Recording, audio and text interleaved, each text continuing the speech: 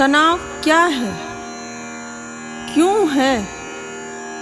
यह एक भटकाव है, मोह में खुद को बांध लेना, पैसे कमाने की होड़ में खुद को खाना खाने का टाइम ना देना, दूसरों से प्रतियोगिता करना, किसी कार्य में सफलता नहीं मिलती तो सोचते रहना, समाधान ना ढूंढना, खुद को अंधेरे में भटकाना, किसी ने आपकी बेइज्जती कर दी, आपको बुरा लगा, कह दिया तो उसका असर दिमाग पर लेना, किसी से बातें शेयर ना करना, खुद को इतना कमजोर कर लेना कि आपका कॉन्फिडेंस लेवल लो होता चला जाता है, आपका आत्मविश्वास गिरता चला जाता है। जैसे जैसे आपका आत्मविश्वास लो होता जाएगा, आपके मानसिक और शारीरिक स्वास्थ्य पर असर पड़ता जाएगा। धीरे धीरे ये समस्याएं आपको मेमोरी वीक कर देती हैं। कहीं ना कहीं आप अपने समाज से अपने आप को अलग कर लेते हैं। क्यों करते हैं आप ऐसा? अपने साथ इतना अत्याचार क्यों कर रहे हैं?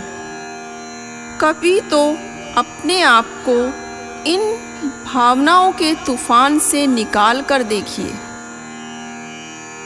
जी लीजिए इन भावनाओं को, या इनसे दूर चले जाएं, उस स्थान से दूर चले जाएं। ओके, आप कुछ नहीं करने वाले, क्योंकि आपको ये सब कुछ करने के लिए कोई साधन, कोई समाधान नज़र नहीं आता है। ठीक है, मेरे साथ एक बार आइए, मुझे सुनिए, आंखें बंद, लंबी गहरी सांस लें और लंबी गहरी सांस छोड़ें। खुद को मेरे साथ, मेरे शब्दों के साथ बहने दें। छोड़ दीजिए सारी समस्याएं, सारे विचार, सारी भावनाएं। कहीं ना कहीं इन्हीं कारणों से आप अपने आप को तनाव में डूबते चले जाते हैं। हो सकता है आपको पता ही ना हो कि इन तनाव से कैसे दूर होना है। चलिए पहले कारण पता करते हैं और खुद को इन भावनाओं से, उस स्थान से दूर करते हैं। यह रोग केवल भावनाओं का है, इसका इलाज विज्ञान के पास है ही नहीं। इसका इलाज भावनाओं पर नियंत्रण, उन परिस्थितियों का सामना जो आपको चोट पहुंचा रही हैं। शारीरिक रोगों का भी यही कारण है। उसी से मानसिक रोग होते हैं।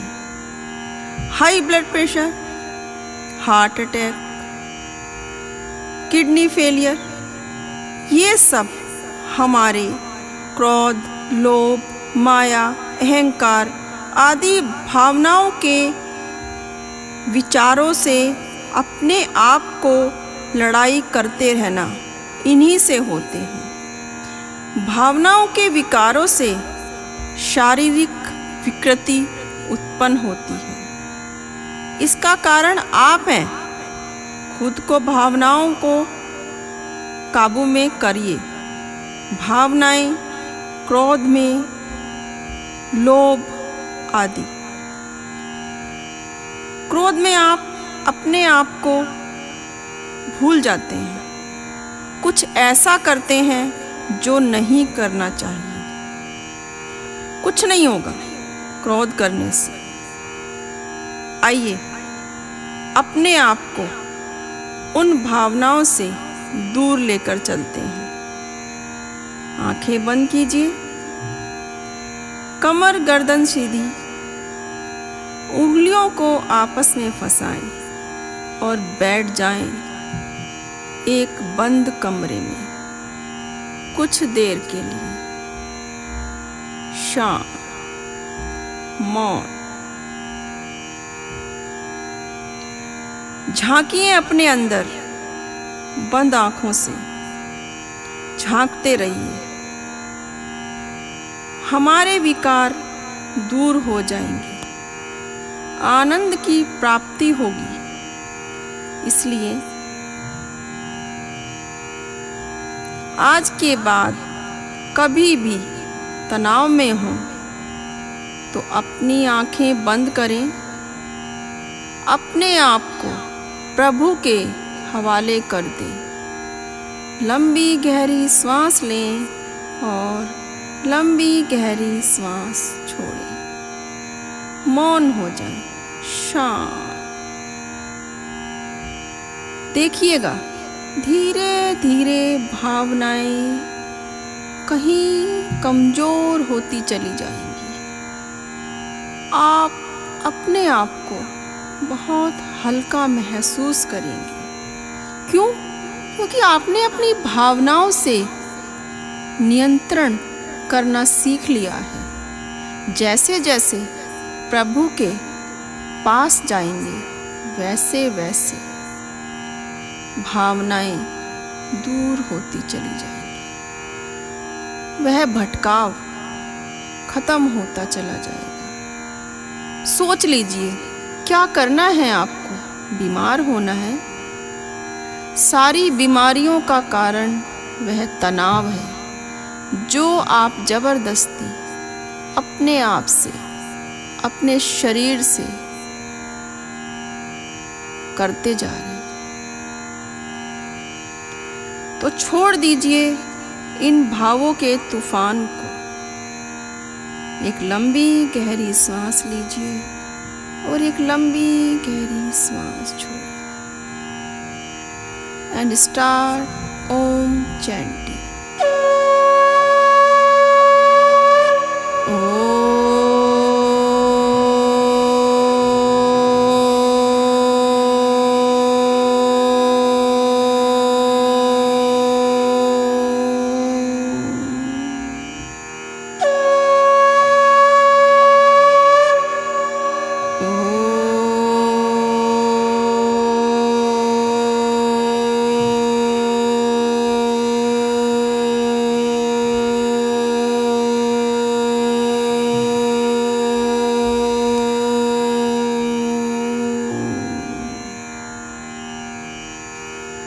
धीरे धीरे अपने आप को एक सुंदर स्वच्छ वातावरण में पाएंगे जहां आपके चारों ओर पुष्प ही पुष्प, रंग बिरंगे खिले हुए फूल हैं, पत्तियां हैं, पेड़ हैं, बहता हुआ झरना है, गंगा का किनारा है, पहाड़ है, हरियाली ही हरियाली है।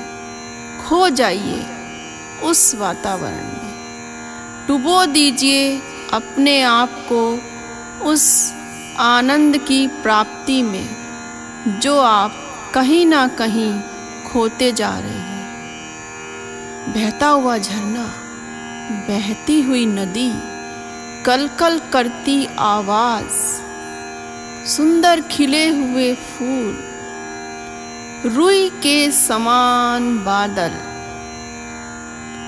प्रकाश पुंज, आसमान से उतरता हुआ दिव्य पुरुष जो आपको आनंद की प्राप्ति कराने आया है। चले जाइए उसके साथ, चले जाइए, डूब जाइए उस खिले हुए हरियाली में, सुंदर वातावरण में। ध्यान से देखिए उस बहते हुए झरने को, उस बहती हुई नदी को, उसकी आवाज में खो जाइए। वो झरना क्या कह रहा है? कह रहा है, बहते जाओ मेरे साथ, मेरे जैसे। मत रुको, भावनाओं को रोकने की कोशिश मत करो। भावनाओं को नियंत्रण करना सीखो। भावनाओं में बहने की जरूरत नहीं है। मुझे देखो, मेरे बहते हुए पानी को देखो। यदि मैं रुक गया तो गंदगी हो जाएगी।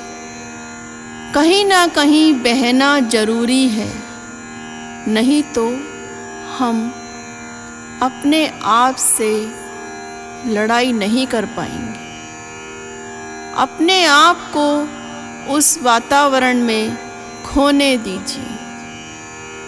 हरियाली, चारों तरफ बहता हुआ झरना, बहती हुई नदी, सुंदर खिले हुए फूल, वह प्रकाश पुंज, वह दिव्य पुरुष, उसकी दिव्य ज्योति। खो जाएं उसमें, खो दें उसको, अपने आप को उस दिव्य ज्योति में। बहने दें उस झरने के साथ अपने आप को, उसकी जैसी बहने वाली एक आवाज में डूबते जाइए, डूबते जाइए।